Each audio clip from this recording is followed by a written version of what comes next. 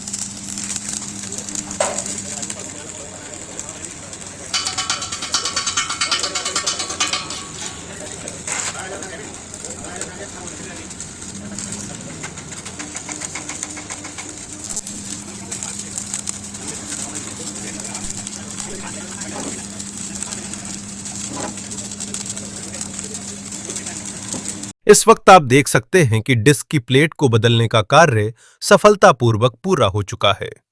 Trolley की disc plate अब नई और मजबूत हो गई है, जिससे ट्रॉले की कार्यक्षमता और सुरक्षा दोनों ही बढ़ गई हैं। धन्यवाद साथियों, फिर मिलते हैं एक नई वीडियो के साथ। तब तक के लिए बने रहिए, देखते रहिए आपका अपना प्यारा सा चैनल सरदार भाई बड़वानी।